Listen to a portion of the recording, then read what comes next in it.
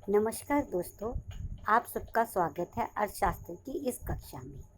आज हम करेंगे मांग की लोच मापने की विधियाँ। मांग की कीमत लोच मापने की 3 विधियाँ हैं। कौन-कौन सी? सबसे पहली है कुल व्यय विधि, आनुपातिक या प्रतिशत विधि, ज्यामितिक विधि या बिंदु लोच विधि।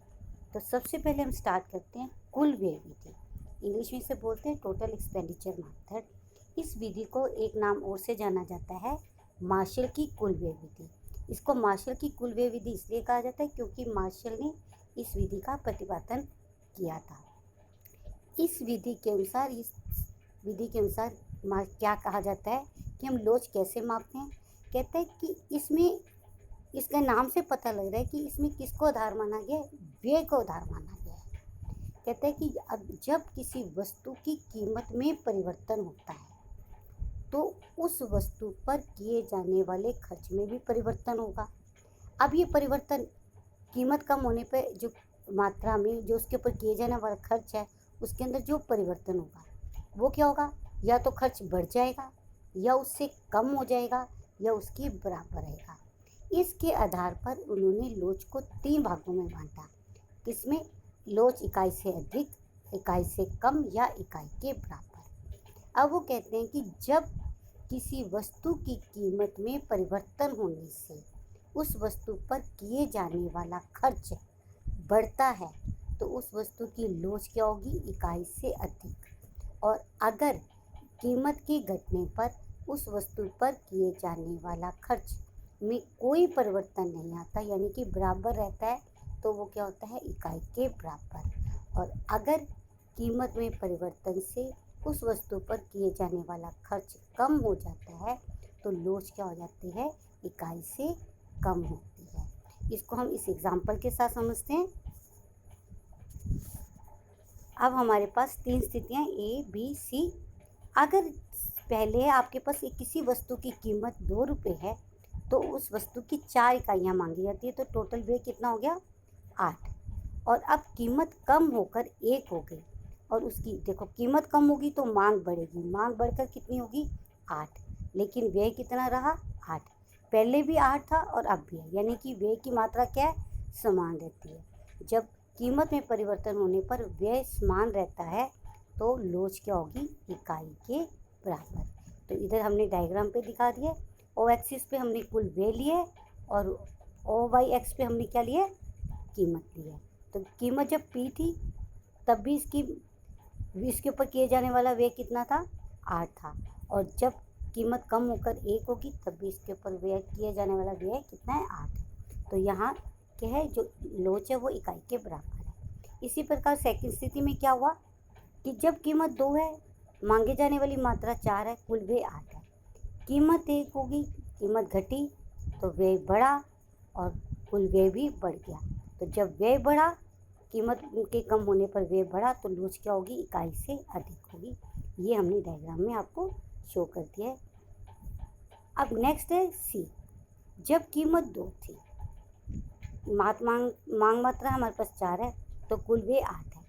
कीमत कम हुई, मांग तो बढ़ेगी, अब मांग बढ़ी 6 से, तो कुल व्यय कितना हो गया, 6। यानी कि कीमत बढ़ने पर मांग क्या और व्यय मात्रा कितनी होगी, कम हो गई। तो क्या होगा, लोच इकाई से कम हो गया। पहले इतना था और उसके बाद इतनी होगी तो ये डायग्राम हमारा इस तरह पौष्टिक ढाल वाला आ जाता है। नेक्स्ट विधि है हमारे पास, अब है अनुपातिक विधि। अनुपातिक विधि को प्रतिशत विधि के नाम से भी जाना जाता है। इसके अंदर लोच मापने के लिए मांग मात्रा में जितना परिवर्तन होता है बटा में मांग ऊपर आएगा, मांग मात्रा में अनुपातिक परिवर्तन बटा में कीमत में जो अनुपातिक परिवर्तन होता है, दोनों को भाग करने पर अगर वो जो आपका आंसर है वो इकाई से 1 से अधिक है तो लोच इकाई से ज़्यादा होगी, अगर 1 से कम है तो कम होगी और 1 से बराबर है तो वो 1 के बराबर होगी। अब इसको हम सूत्र के रूप में देते, इसे कैसे लिखेंगे, इसका सूत्र आसानी से बन जाएगा, डेल्टा, ये चेंज का निशान है, डेल्टा चेंज क्यू बटा चेंज पी इंटू पी बटा क्यू, ये इसका सूत्र है। अब चेंज क्यू क्या होते हैं, चेंज क्यू कैसे निकालती, Q1 माइनस क्यू। अब जो Q1 है, Q1 क्या होती है, जो हमारी नई मांग मात्रा होगी, और क्यू जो प्रारंभिक हमारी मांग थी। पहले आप किसी चीज़ की 10 इकाइयाँ मांग रहे थे, अब वो कीमत कम होने पर आपने उसकी 15 इकाइयाँ मांगी, तो नई क्या है, आपने 15 है और पहले मान लो 10 मांग रहे थे तो 10। इसी प्रकार चेंज इन पी भी ऐसे निकलेगा, P1 माइनस पी। P1 होती है नई कीमत और P होती है प्रारंभिक कीमत। इसको हमने सूत्र के रूप में लिखा। अब इसको अगर जब हम हल करेंगे तो जितना आंसर आएगा उसके अकॉर्डिंग हमें इसकी लोच पता लगेगी। अब इसको हम एक एग्जाम्पल से समझते हैं। ये आपके पास एग्जाम्पल दीजिए, P और Q। जब कीमत 5 रुपये है तो आप उसकी कितनी इकाइयाँ मांग रहे हो, 100। ये फर्स्ट स्थिति है। और अब क्या हुआ, कीमत कम होकर 4 होगी, तो आपने उसकी मांग मात्रा कितनी कर दी, 125। यानी कि पहले जो मात्रा है उसको हमने दिखाया Q से, और अब जो बढ़ के जो 125 अब नहीं होगी उसको कह दिया Q1। इसी प्रकार P पहले की कितनी है, 5, और P1 जो अब की है। अब इसको हम हल कर लेते हैं। Q1 कितना हो गया, Q जो चेंज इन Q है वो हमारे पास कितना है, Q1 माइनस Q। Q1 कितना है, 125। 125 में से 100 गए तो हमारे पास चेंज इन Q कितना आ गया, 25। इसी प्रकार नेक्स्ट आ जाएगा चेंज इन P। हमारे पास क्या है, P1 कितना है, 4, और P हमारे पास कितना है, 5, यानी कि -1।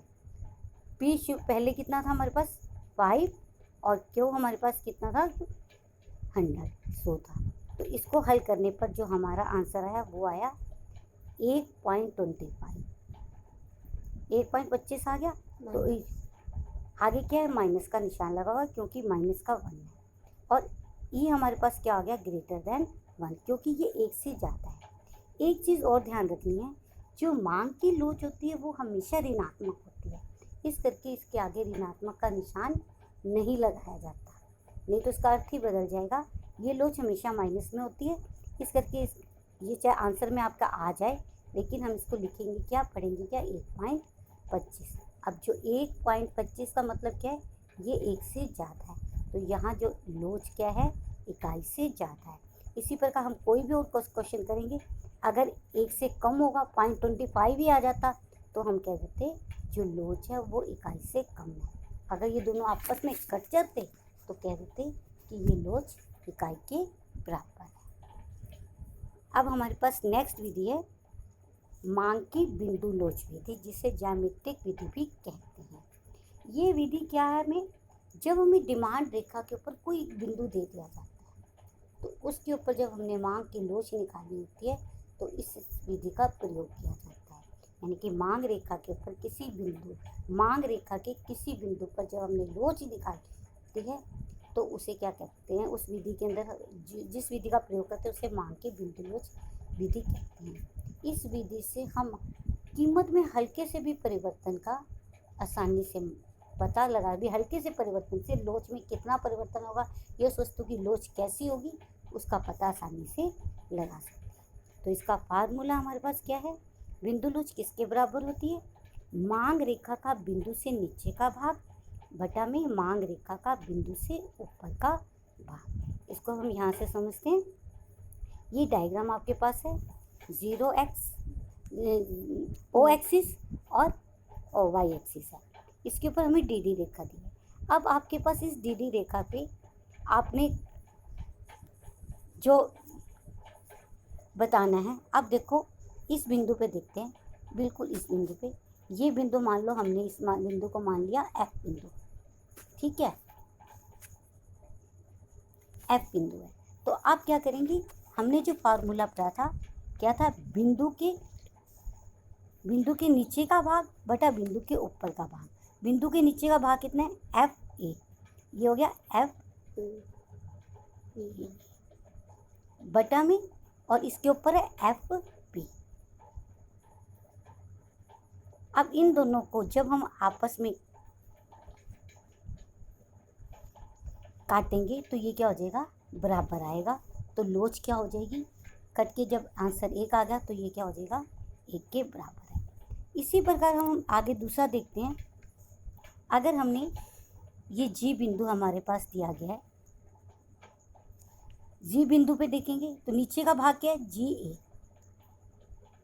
और ऊपर का भाग क्या हो जाएगा, जी बी। ठीक है, और अब इन दोनों को भाग करेंगे, ये भाग छोटा है और ये भाग बड़ा है, यानी कि ऊपर वाला हिस्सा छोटा है, ये बड़ा है, तो जो अनुपात आएगा वो अपने आप ही पॉइंटों में आएगा। तो क्या होगा, ये लोच यहाँ पे क्या हो जाएगी, लेस देन 1। इसी प्रकार यहाँ सी बिंदु है हमारे पास,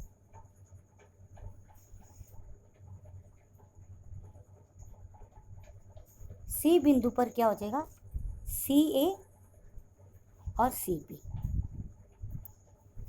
सी ए और बटा में सी बी, ये हमारे पास आ जाएगा सी ए बटा में सी बी। इसको एक और अच्छे तरीके से हम क्या समझ सकते हैं, मांग रेखा की बिल्कुल मध्य में जो लोच होती है वो क्या होती है, हमेशा इकाई के बराबर होती है। जैसे ये बिंदु ओ वाई एक्सिस की तरफ बढ़ता चला जाएगा तो लोच क्या होगी, हमेशा इकाई से ज़्यादा होगी, और जैसे ये बिंदु किसकी ओर, ओ एक्स की तरफ आता जाएगा तो ये क्या हो जाती है, इकाई जो होती है वो लोच से कम हो जाती है।